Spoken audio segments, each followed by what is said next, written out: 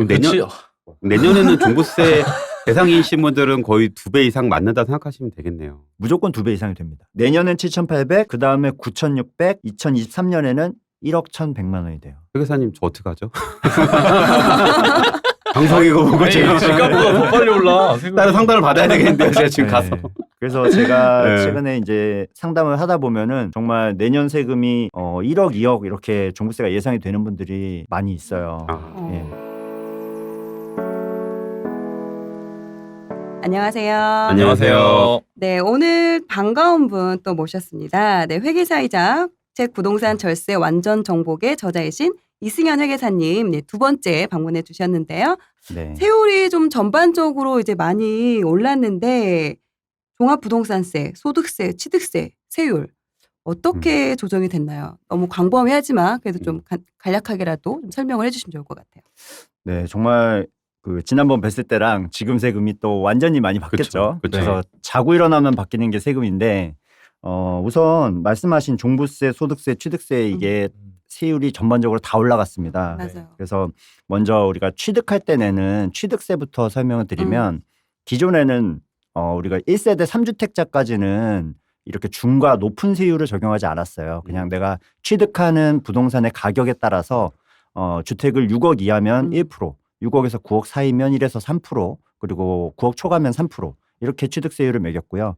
대신 이제 네 번째 주택, 1세대 4주택은 4%를 매기는 맞아요. 그런 취득세 구조였거든요.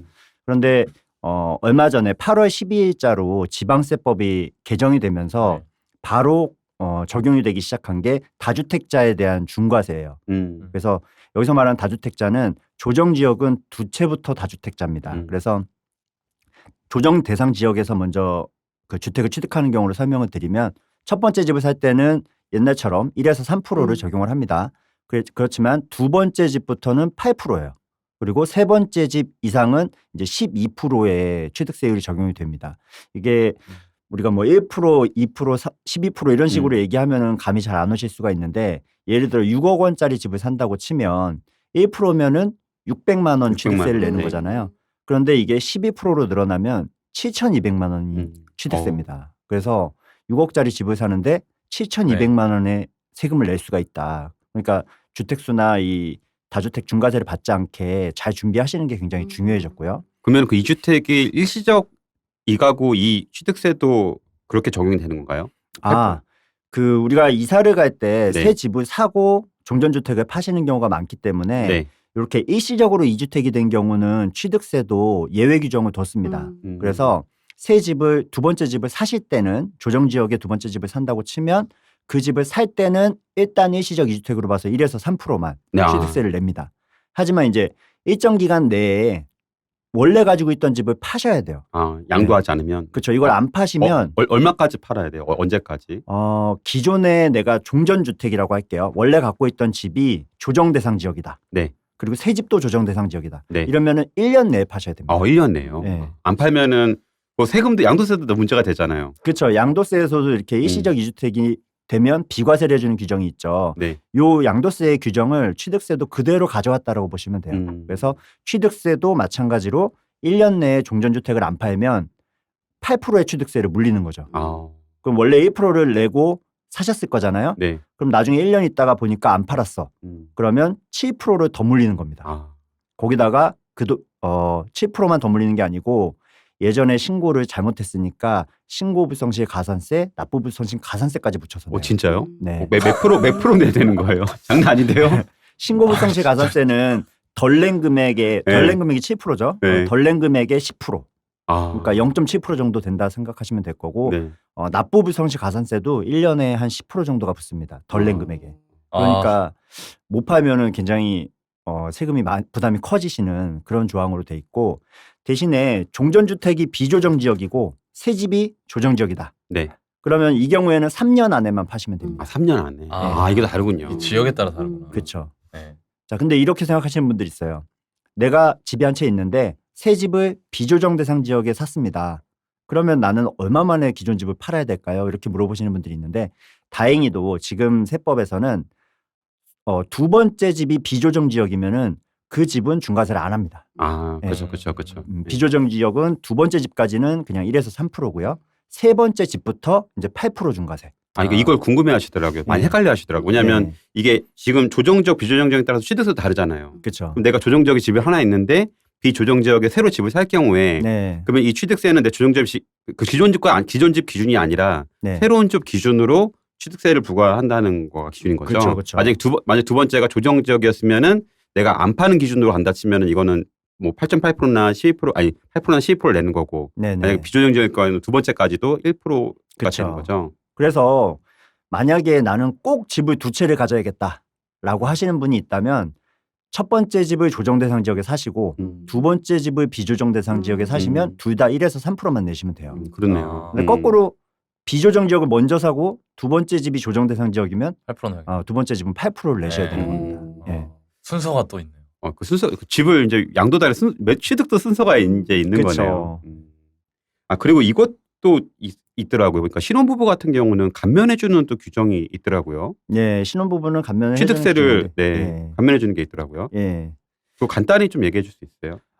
그거는 제가 해당 사항이 별로 없어가지고 네.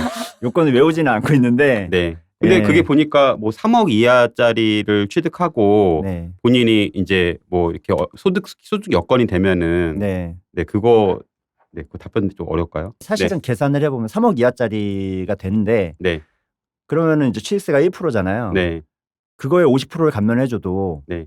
3억 맥시멈 3억이어도 네. 300만 원에 50%면 50. 150만 원밖에 안 돼요. 금액이 그렇게 음. 크지가 않네요. 이런 말 하면 혜택이. 이런 말 들으면 안 되나? 우리가 집값을 그렇죠. 집을 산다고 집값에 했을 때 비례했을 때. 예, 그 취득세가 얼마 안 돼서 예, 그런 조항이 있으니까 예, 그거 해당되시는 분들 한번 검토해 보시면 될 것 같습니다. 네. 이어서 네. 이제 저희가 살 때 취득세를 알아봤는데 취득세 말고 보유할 때 내는 세금이 재산세랑 종합부동산세죠.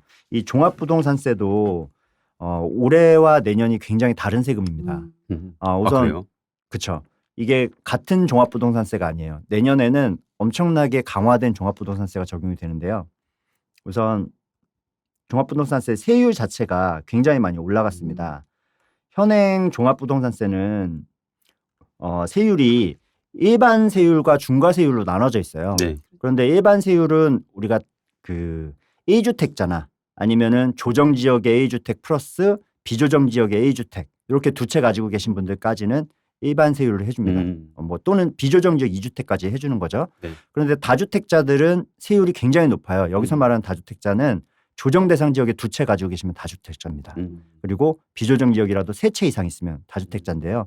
세율 자체가 일반 세율은 3억 원 이하 0.5%에서 94억 초가 2.7% 이렇게 구성이 돼 있고요. 네. 다주택자용 세율은 0.6%에서 3.2% 이렇게 구성이 돼 있습니다.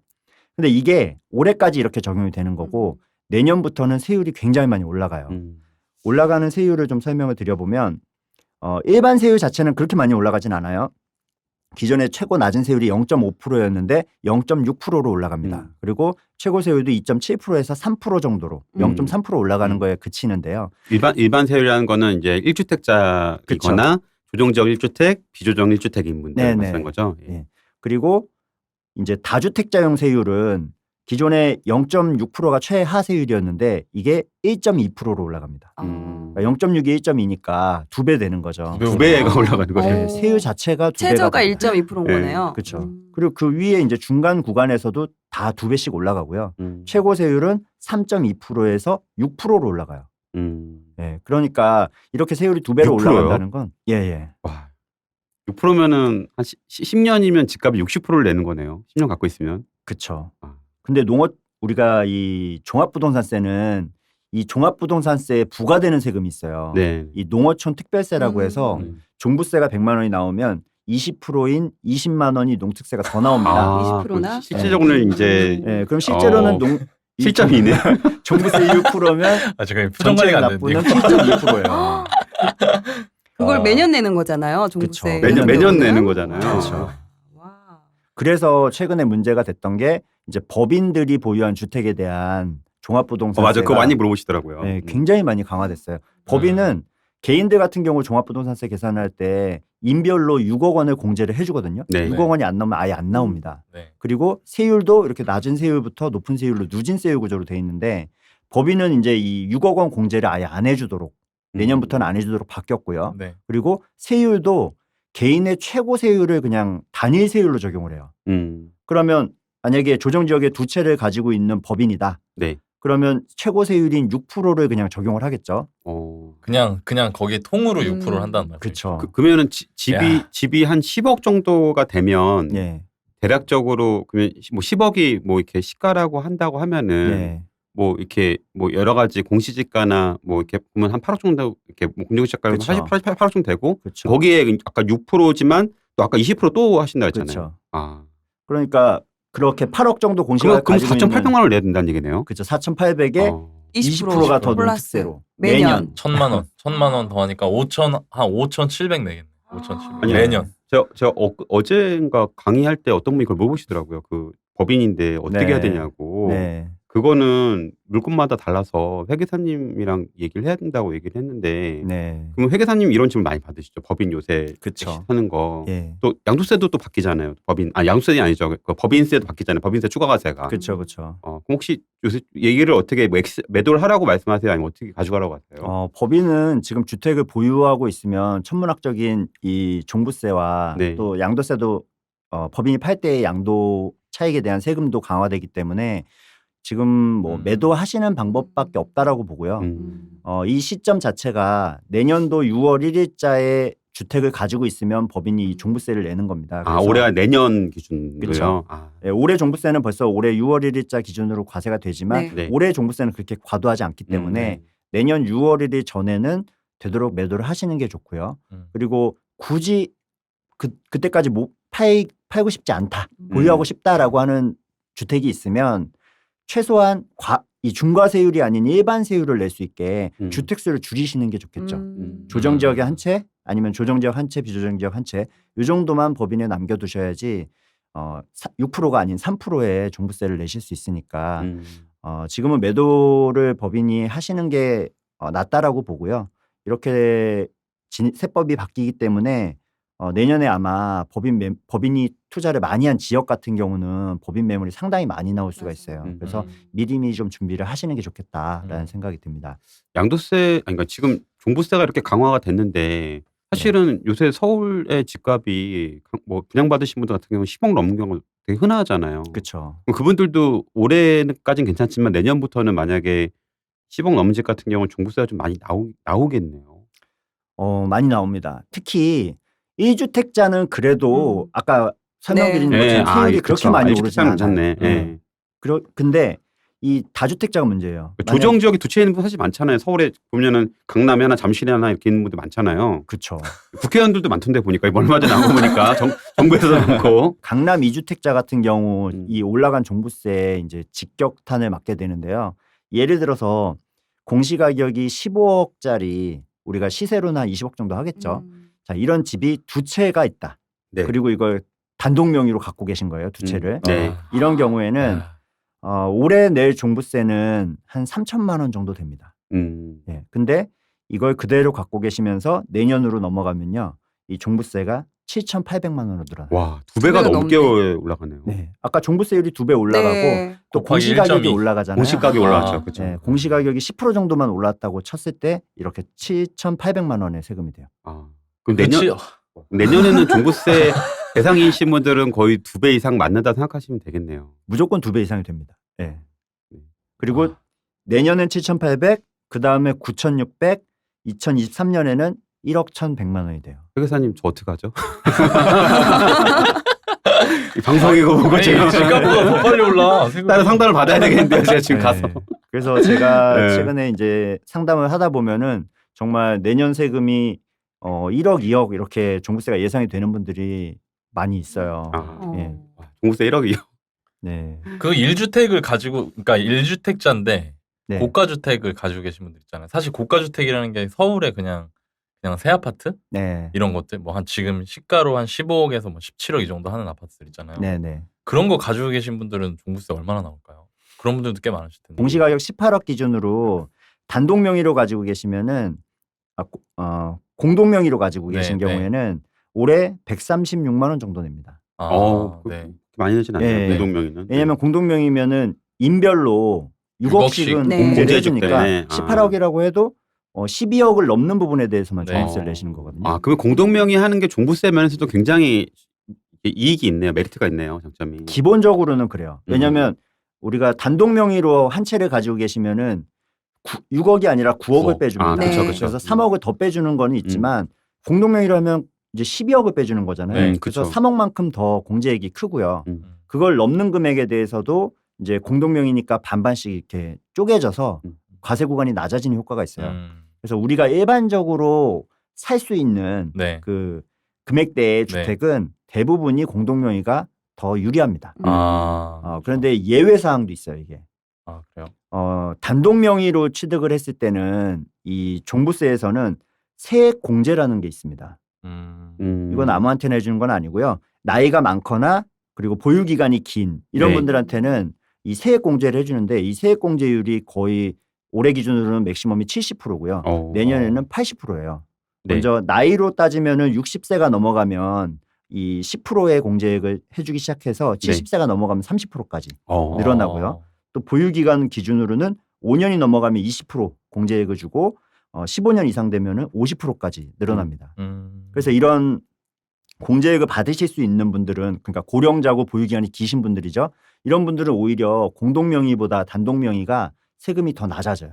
80%를 빼주니까. 고령자분들은 그렇네요. 지금 내 회장님 말씀하신 부분이 네. 그 종부세 부분인가요? 아니면 양도세 부분인가요? 종부세입니다. 종부세. 네. 그 종부세의 종부세. 경우에는 고령자의 경우에는 단독 명의가 날 수도 있다. 그렇죠. 그걸 공동 명의라면 안 빼주나 보죠? 공동 명의는 빼주지 않습니다. 네. 이게 이제 얼마 전에 모 국회의원분도 나와서 공동 명의한테 차별을 주는 거냐, 공동 명의 왜 안 빼주는 거냐라고 이제 이의 제기도 하셨는데 지금 현행은 빼주지 않고 단독 명의만 빼주고 있습니다. 그리고 이제 종부세 좀 설명을 드렸으니까 우리 양도세로 넘어가면 양도세도 내년부터 개정이 되는 부분이 상당히 많습니다. 우선 그 양도세의 최고 세율이 올라가요. 내년 1월 1일부터. 지금은 5억 초과되는 금액에 대해서 양도 차익이 5억이 넘어가면 42% 세율을 매기거든요. 그런데 내년부터는 10억이 넘어가는 구간이 새로 생겼고요. 그 세율이 45%로 올라갔습니다. 그리고 단기 매매할 때 양도세율도 올라갔습니다. 내년 6월 1일 이후에 파는 것부터 적용이 돼요. 내년 1월 1일이 아닙니다. 자, 우리가 단기 매매에 대해서는 기존에는 주택 외 부동산과 주택과 입주권에 대해서 따로 적용을 했어요. 주택 외 부동산이라고 하면 우리가 토지나 상가 이런 걸 얘기하는 거죠. 이 토지나 상가 같은 부동산들은 1년 안에 팔면은 50% 세율입니다. 그리고 1년 지나서 2년 안에 팔면 40%, 2년 지나면 우리가 기본 세율이라고 하는 6에서 42% 세율 적용을 하는 거예요. 그런데 주택은 기존에는 이 상가나 토지보다 세율을 더 완화된 세율을 적용을 해줬습니다. 그래서 1년 안에 팔면 50%가 아니라 40%만 적용을 하고요. 1년이 지나면 기본 세율로 팔 수 있었어요. 그런데 내년 6월 1일부터는 오히려 주택을 토지나 상가보다 더 많이 과세를 하도록 바뀝니다. 그래서 내년 6월 1일 이후에 파는 주택과 조합원 입주권은 1년 내에 팔면 70%예요. 세율이. 1년 70%요. 예. 기존에는 40%였는데 70%니까 30%가 오르는 30% 거예요. 올랐네요. 예. 그리고 2년 안에 팔더라도 60%의 세율을 매깁니다. 60%요. 예. 그리고 2년이 지나면 그때부터 기본 세율을 적용을 해주니까 내년 6월 1일 이후부터는 이제 2년 안에는 주택도 팔기가 어렵다. 세율이 70% 60%다. 이렇게 생각을 하시면 좋을 것 같아요. 이건 조정지역 비조정지역 다 똑같이 해당되는 건가요? 네, 지역이 상관이 없습니다. 네. 그러면은 혹시 그러면은 올해 초에 매수하신 분 같은 경우는 내년 6월까지 만약 1년 지난 상태에서 팔면은 동정 대비 일반 과세로 받을 수 있는 거네요. 맞습니다. 근데 만약에 그게 6월 1일이 지나서 팔게 되면은 60%로 와. 네. 그래서 차이가 굉장히 하루 차이에도 세금이 굉장히 많아질 수 있다. 매도 계획하신 분이 있으시면은 그런 부분들을 잘 고려해서 잔금을 잘 하루 차이면서 엄청나겠네요, 사실은. 그쵸. 그리고 지금 그 사례로 한번 들어드릴 부분이 분양권인데요. 분양권 같은 경우도 세율이 늘어났어요. 분양권은 올해 지금 현행 세율 기준은 조정 대상 지역 안에 있는 분양권은 보유 기간 상관없이 양도세율이 50%예요. 50%. 하지만 이제 비조정 대상 지역은 토지랑 상가랑 똑같이 세율을 적용해요. 50% 40% 기본 세율 네. 이렇게 적용을 하고 있는데 내년 6월 1일 이후에는 분양권도 주택처럼 1년 내에 70% 적용을 하고요. 그리고 1년이 지나도 기간 제한 없이 분양권 상태에서 팔면 60%가 적용됩니다. 사례를 한번 들어서 이게 어떤 변화인지 말씀을 좀 드려보면 예를 들어 제가 분양권을 하나 비조정 지역의 분양권을 가지고 있어요. 네. 근데 이 분양권이 제가 취득한 지 2년이 지났어요. 그러면 지금 현행 세법은 기본 세율로 세율을 적용을 합니다. 네. 예를 들어 양도 차익이 1억 원 정도 났다라고 치면 기본 세율로 적용하면 양도세가 한 2천만 원 정도 나와요. 그런데 이게 내년 6월 1일로 딱 넘어가서 분양권을 팔게 되면 세율이 기간 상관없이 60%로 바뀌잖아요. 그럼 1억이면 6천만 원이 세금이 되는 거예요. 6월 1일 전에 팔면 2천만 원, 6월 1일 이후에 팔면 6천만 원의 세금으로 3배가 증가되는 거죠. 그래서 이런 세율 변화도 잘 알고 계셔야 내가 언제 매도를 해야 될지를 결정하실 수 있습니다. 사실 종전에 직장 다니면서 분양권으로 이렇게 좀 약간 이렇게 하시는 분들이 많이 계시잖아요, 주변에. 네. 그런 분들 같은 경우는 좀 약간 이것 때문에 그런 부분들이 힘들어질 수 있는 부분도 있겠네요. 그럼요. 그리고 분양권은 앞으로는 굉장히 조심하셔야 돼요. 왜요? 분양권을 세금에서 취급하는 방법이 다 바뀝니다. 예를 들어 네. 먼저 취득세에서 보면 기존에 갖고 있던 분양권들은 내가 다른 집을 살 때 주택수에 들어가지 않거든요. 내가 분양권이 10개가 있어도 네. 서울에 있는 집을 살 때 이 1에서 3%만 내시면 되는 거예요. 그렇죠. 1주택으로 취급해가지고. 그렇죠. 네. 그런데 이 8월 12일자로 이 지방세법이 바뀌었잖아요. 네. 이 8월 12일 이후에 분양권을 취득하시게 되면 이 분양권이 이제 주택수에 들어가기 시작합니다. 그러니까 분양권을 8월 12일 이후에 하나를 샀다. 그럼 두 번째 집을 조정지역에 사면 8%가 취득세가 나올 수 있는 거죠. 그리고 분양권 취득세와 관련해서 또 하나 주의하실 게 우리 8월 12일 이후에 분양권을 사잖아요. 예를 들어 볼게요. 제가 2주택자예요. 그런데 조정지역의 분양권을 지금 사고 싶은 거예요. 네. 그래서 샀습니다. 그럼 이 사는 시점에는 제가 이 분양권까지 숫자로 치면 세 번째 집이 되는 거잖아요. 자, 그 상태에서 이 분양권을 샀다고 우리가 취득세를 바로 내지는 않아요. 분양권 그렇죠. 칠 수 없잖아요. 네. 그렇죠. 칠세가 없죠. 네. 언제 내죠 그럼? 등기를 취득할 때 내죠. 되니까. 취득할 때. 그렇죠. 입주 잔금 치를 때. 네. 맞아요. 칠 때. 네네. 그때 걔가 냅니다. 다주택이 되는구나. 그렇죠. 입주 잔금을 치를 때 이게 취득세가 중과세가 돼요. 12% 네. 네. 근데 심지어 이 기존에 있던 집을 이 입주 잔금 치르기 전에 다 팔 수도 있잖아요. 그렇죠. 기간이 많이 남아 있어요. 그렇죠. 그래서 나는 입주 잔금 때 취득세를 내니까 그때까지만 무주택자가 되면 되겠다. 그럼 1에서 3%만 내면 되겠다. 그런 거 아닌가요? 설마? 아닙니다. 이래서 야, 진짜. 지금 그렇구나. 8월 10일 이후에 네. 취득하는 분양권들은 네. 그 분양권을 취득할 때 주택수에 따라서 잔금 시에 취득세 중과세가 결정이 됩니다. 잔금 시가 아니라 취득 시점으로 보는 거예요. 그쵸. 그러면 지금 이미 주택이 많거나 분양권이 많으신 분들은 새로 하기가 어렵겠네요. 그렇죠. 그래서 내가 잔금 때 다 팔고 무주택자여도 취득세가 12%가 나오는 거예요. 와. 그래서 그러면 이거 실수요자분들한테는 진짜 기회겠네요. 그렇죠. 어떻게 보면 오히려 또 실수요자들은 오히려 그런 게 왜냐면 없으니까. 그거를 경쟁을 그러니까 기존 분양권은 막 그런 분양권 하시는 분들이랑 같이 그거를 봐야 되는데 예. 분양권에 새로 들어가시는 분들 입장에서는 이제 내가 무조건 일단 등기 전에는 거의 양도세 폭탄인 거고. 그렇죠. 그렇다고 60%. 그렇죠. 네. 그렇다고 등기를 하자니 내가 기존에 주택이 조금이라도 있으면 취득세가 또 많이 나오는 거고. 그렇죠. 그러니까 메릿이 많이 떨어진 상태라 수요가 주는데 네. 무주택자분들은 사실 변한 게 없잖아요. 맞습니다. 그럼 방송 들으시는 분 중에 무주택자분들은 진짜 네. 그런 거를 좀 잘 이용하시면 좋겠네요. 근데 이번에 바뀐 것들은 무주택자들은 아무런 변화가 없잖아요. 주택이 많은 분들만 해당되는 거지. 네. 주택이 아예 없으신 분이거나 뭐 이렇게 주택이 1주택 이러신 분들 우리나라에서 거의 90%가 거의 이렇게 주택이 무주택이나 1주택이시라면서요. 네네. 근데 그런 분들은 이번에 그런 게 없는 거잖아요. 변동이. 대부분은 이제 무주택자나 1주택자는 이 바뀐 세법의 적용은 받지 않는데요. 예를 들어서 아까 종합부동산세 같은 경우도 이 종합부동산세 세율은 일반 세율도 올라갔잖아요. 네. 이런 부분들은 1주택자도 사실 영향을 받는 그렇죠. 부분이고요. 1주택까지는 내가 서울에 고가 주택이 있는 경우에는 영향을 받겠네요. 서울은 이제 가격이 많이 올라서 공시가격도 많이 올랐기 때문에 이런 부분에 적용을 받으실 거고 또 양도세에서 A주택자들의 그 고가주택 9억 원을 넘는 집을 우리가 양도세에서는 고가주택이라고 부르는데요. 네. 이런 고가주택을 팔 때 그 9억 원까지는 비과세가 됩니다. 1세대 주택자는. 하지만 9억 원이 초과되는 부분에 대해서는 세금을 내게 되는데 이 초과되는 부분에 대한 세금을 낼 때 장기 보유 특별 공제라는 거를 빼주게 돼 있어요. 네. 근데 이 장기 보유 특별 공제율이 계속해서 이제 줄어들기 시작합니다. 아, 그러니까 1주택자가 내는 세금도 그런 부분에서는 좀 늘어나게 되는 늘어날 거죠. 수 있겠네요. 예. 그 고가주택의 기준이 양도 차익이 9억 원 이상일 때 말하는 거죠. 매가가 9억 원 이상이 아니라. 아닙니다. 매가요. 매도, 매가. 아, 이렇게 매가. 내가 팔 때 음. 예를 들어 10억에 팔았다. 그러면은 9억 원이 넘기 때문에 고가주택으로 보는 거고요. 양도 차익이 9억 원이 넘은 게 아니라 네. 매가로 무조건. 양도 그치. 차익이 9억 원이면 좋겠네요.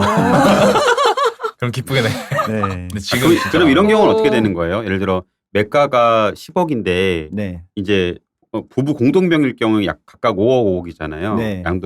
양도가액이 네. 그럴 경우도 해당이 되나요? 네. 그럴 아. 때도 전체 집값을 기준으로 고가주택을 판단을 해요. 9억이 넘어가면 고가주택의 경우도. 그러니까 고가주택 이 방송 들으신 분들은 잘 이제 이건 부분을 좀 이렇게 저처럼 잘 모를 수도 있을 것 같은데 네. 그러면은 이제 본인이 9억이 넘는 주택을 보유하게 되면 원래는 사실 비과세 1주택은 비과세잖아요. 그렇죠. 근데 9억을 초과하게 되면은 9억 초과분만 과세가 되는 거죠. 네. 그냥 금액으로 한번 좀 설명을 들어보면 내가 예전에 살 때는 5억에 샀어요. 네, 그런데 지금 10억이 됐다. 네, 그러면 양도 차익에 대해서 양도세를 과세하니까 이 5억에 대한 양도세를 과세를 해야 되잖아요. 네. 그런데 내가 1세대 1주택이에요. 그러면 9억 원까지는 비과세고 9억 초과 부분만 과세를 한다라고 했잖아요. 그럼 이렇게 계산합니다. 전체 차익이 5억인데 9억 원이 넘는 비율을 계산하는 거예요. 10억 중에 9억이 넘는 비율이 10분의 1이죠. 네. 자, 그러면 전체 차익 5억 곱하기 10분의 1 하면 5천만 원의 차익에 대해서만 과세를 한다라고 생각하시면 되죠. 그렇군요. 근데 사실은 1주택을 옮겨가시는 분들은 네. 어차피 내 집도 올랐지만 내 집도 5억 올랐지만 네. 그 옆에 집은 7억이 올랐잖아요. 항상 보면 그렇죠. 한 내 집이 5억이 오르면 옆에 집은 7억, 10억이 올랐어. 네. 5억에 옮겨갈 때도 사실은 또 돈이 들어가는 건데 그만큼 또 세금을 또 1주택인 경우도 내긴 내는군요. 그렇게. 이제 그런 이유로 사실은 비과세를 해주는 거예요. 그렇죠. 그렇죠. 네, 왜냐면 네. 1주택자가 투기 목적이 아니기 때문에 이 집을 팔고 다른 지역으로 이사를 갈 때 세금을 많이 매기면 비슷한 집으로도 갈 수가 없게 돼요. 없어요. 그렇죠. 없어요. 더 네. 밑으로 갈 수밖에 없어요. 그래서 이런 거를 막기 위해서 사실은 1세대 1주택은 비과세를 해주는 겁니다. 그런데 9억 원 초과는 과세를 한다라고 했잖아요. 이 9억 원 초과 부분에 대해서도 1세대 1주택자한테는 그 차익에 대해서 최대 80%의 장기 보유 특별공제를 해줍니다. 그러니까 이런 거를 최대한 줄여주는 거죠. 예, 근데 이 장기 보유 특별공제 1세대 1주택자한테 주는 장기 보유 특별공제도 점점 더 요건이 까다로워집니다. 올해 기준으로는 지금 거주를 2년 이상 한 주택에 대해서 보유 기간 1년당 8%씩을 장특공제를 줘요. 그럼 10년 보유했으면 80%가 되는 거죠. 최대 80%. 그런데 내년부터 이 규정이 거주 기간과 보유 기간으로 각각 4%씩으로 나눠지게 됩니다. 예를 들어서 제가 거주를 3년을 하고 보유를 5년을 한 집을 판다라고 치면은 거주 3년에 대해서 4%씩 주니까 4, 3, 12, 12%를 거주로 받게 되고요. 보유 5년은 5, 4, 20, 20%를 받게 되는 거예요. 그럼 둘을 합치면 32%가 되는 거죠. 그래서 이런 식으로 계산하는 게 내년 1월 1일 이후에 파는 것부터. 이것도 내년 1월이네요. 예. 그러니까 올해 만약에 나는 거주 2년 했는데 보유는 10년 했어. 이런 집 있으신 분들은 고가주택이야. 그러면 올해 파는 게 내년에 파시는 것보다는 좀 더 장특공제가 많겠죠. 네. 훨씬 많을 것 같은데. 그렇죠. 80% 그렇죠. 올해 받는데 네. 내년에는 48%밖에 안 되는 그렇죠. 거죠. 48%. 계산이 빠르시네요. 네. 네. 수학 전공이라. 곱하기 4 하면 되잖아. 맞아. 어떻게 알았어? 좀 해줘. 네. 문화이다. 1세대 1주택이라고 해서 세금에서 되게 자유롭다 이렇게 생각하면은 안 되겠네요. 요즘 같은 경우는. 코코님처럼 생각하는 많더라고요. 그러니까 내가 차익이 9억이 나는 경우만 더 내는 경우지라고 생각하는 경우인데 사실 요새 근데 서울에 10억 넘는 집들이 너무 많아져서 맞아요. 경기도까지도 그래서 그러니까요, 진짜. 근데 이제 세금이 몰라도 돼 나는 뭐 해당이 안 되라고 하지만 그렇지가 않은 경우가 많더라고요. 네. 미리 매도 전에 세금에 대해서 계산을 한번 해보시고 그 다음 양도를 하시는 게 좋을 것 같아요. 진짜 중요한 게 매도 전에 세무사님을 미리 만나셔야지 안 그러면은 나중에 되게 난처하시는 분들이 되게 많더라고요. 맞습니다. 실수를 은근히 많이 하시더라고요. 특히 진짜. 뭐 오피스텔이나 일시적 이런 부분에 대해서 네. 뭐 하루 차이 때문에 실수한 경우도 정말 많이 보이고 맞습니다. 사실은 좀 그런 부분들을 그리고 저는 그렇게 이제 항상 제가 수강생 때 그러거든요. 세금 공부를 먼저 해야 된다고. 네. 그럼 취득하기 전에 그걸 안 해놓으면 나중에 뭐 본인이 갑자기 종부세 이렇게 많이 나왔지? 뭐가 이렇게 많이 나왔지? 양도세 많이 나왔지? 그렇게 처음부터 이제 본인이 그걸 공부해가지고 예. 뭐 이렇게 본인이 뭐 공동명의를 한다든지 여러 가지 부분들을 공부를 해놔야지 안 그러면은 나중에 사실은 거의 좀 어렵잖아요. 그렇죠. 세금은 우리가 몰랐다는 말이 통하지 않거든요. 그러니까요. 나는 몰라서 이렇게 했는데라는 말을 하시는 분들이 굉장히 많아요. 이거 알았으면 왜 이런 거 나라에서 나한테 안 알려주냐. 그래서 내가 세금 손해봤다라고 하시는 분들 많은데 세금을 모른 게 면제부가 되지 않기 때문에 여러분들이 본인 재산을 지키기 위해서 세금 공부는 필수로 하시는 게 필요합니다. 상담을 많이 하시다 보니까 그런 안타까운 사례들을 정말 네. 많이 접하실 것 같아요. 굉장히 많습니다. 굉장히 그렇죠. 네. 아 이거 진짜 장난 아닐 것 같아요. 특히 저희도 네. 지금 이게 뭐 투자도 한두 하고 뭐 푼이 내 집 마련도 있긴 하지만 이런 부분에 있어서 세금이 또 이렇게 워낙에 자주 바뀌어서 아니, 그러니까 계속 공부를 하게 되거든요. 공부를 할 수 있을 정도가 해도 아니야. 몰라, 해도. 왜냐면 맞아, 나도 맞아. 사실은 이거에 대해서 굉장히 그래도 좀 일반인보다 많이 하는 편인데 너무 많아가지고 예. 제가 가끔은 진짜 이게 너무 많이 바뀌어서 이게 저도 어떻게 할지 모르겠더라고요, 진짜 이 정도로. 네. 정말 한두 채 있는 어르신들 같은 경우는 잘 모르시고 그냥 기존대로 해왔던 대로 아무래도 하시게 되잖아요. 네. 그런 분들 같은 경우는 정말 이거를 어떻게 감당을 하실까라는 네. 생각이 또 들더라고요. 그러니까 우리가 공부를 차근차근 해나가시되 꼭 필요한 부분은 먼저 공부를 하실 필요가 있어요. 그 중에 이제 내년부터 바뀌는 세금 중에 1주택자라도 반드시 아셔야 되는 내용이 있는데요. 그게 1주택자의 비과세 보유기간 산정법이에요. 자, 우리가 그게 1주택이라고 뭐예요? 하면 네. 보통은 1세대 1주택자가 2년 이상을 보유하고 집을 팔게 되면은 비과세를 해줍니다. 그렇죠. 네. 그런데 여기에 이제 거주 기간이 추가되는 경우가 있어요. 우리가 집을 사는데 그 살 당시에 그 지역이 조정 대상 지역인 거예요. 그러면 내가 조정 대상 지역에서 취득한 집은 보유만 2년 하는 게 아니고 거주도 2년을 해야 비과세가 되거든요. 기존에 조정 지역이 아닐 때 사신 분들은 해당 사항이 없어요. 보유 2년만 하시면 비과세가 됩니다. 자, 이게 기본적인 1세대 1주택의 2년 보유 2년 거주 요건이에요. 그런데 내년 1월 1일부터는 만약에 주택이 2채 이상을 갖고 계셨다가 1주택이 된 케이스는 1주택이 된 날부터 보유기간을 산정합니다. 원래는 내가 집을 산 때부터 팔 때까지 2년 보유기간을 산정을 해주잖아요. 맞아요. 그런데 만약에 2주택을 갖고 있다가 집을 한 채 팔았어요. 그리고 남은 한 채를 이제 비과세를 받아야지라고 하시는데 이게 내년 이후에는 그 전에 집을 판 지 2년이 지나야지 비과세가 됩니다. 최후로 내가 1주택이 된 그 시기부터 다시 정한다는 말씀이신 거죠? 그렇죠. 그러니까 만약에 2주택이 있으신 분이 한 채를 팔았어요. 그리고 나서 올해 안에 남은 한 채를 파시면은 비과세가 돼요. 그런데 내년에 파시면 비과세가 안 됩니다. 이게 하루 차이에도 내년에 바뀌기 때문에 지금 뭐 2주택인데 빨리 이걸 정리하겠다 이러신 분들은 굉장히 주의하셔야 돼요. 이런 것들을 일반 국민들 대부분 다 모를 텐데요, 맞아요. 그렇죠? 그렇죠. 본인이 그냥 뭐 본인이 사실 애들 교육이나 직장 때문에 본인도 뭐 원치 않게 또 2주택인 경우도 좀 있잖아요. 그렇습니다. 그러니까 이런 분들은 좀 약간 조금 공부를 하셔야 되겠네요. 네. 회계사님 책을 또 사서 보거나 그렇게 한번 해야 되겠네요. 취득세 자체는 공동명의를 한다고 줄어드는 세금은 아니에요. 보유세 중에 재산세도 공동명의를 했다고 줄어들지 않습니다. 그래서 공동명의에도 취득세와 재산세는 줄어들지 않아요. 거의 요새 상담은 심리 상담처럼 본인이 1주택자라고 해도 일단은 진짜 1주택자가 맞는지부터 확인해야 혹시 대박이다. 오피스텔 있으세요? 의외로 있는 경우가 좀 맞아, 있어요. 있죠, 당연히 있죠. 막 이렇게 대답해요. 그건 주택 아닌데요. 사람이 살고 있는 주택은 오피스텔은 주택으로 취급을 하니까 이런 것도 조심하셔야 되고. 여러분 세무사분들은 맞아. 국세청이 아니니까 솔직히 숨기시는 거 자꾸 숨기세요. 왠지 숨기더라고. 그러니까. 저한테 계속 물어볼 때 나와요. 그러니까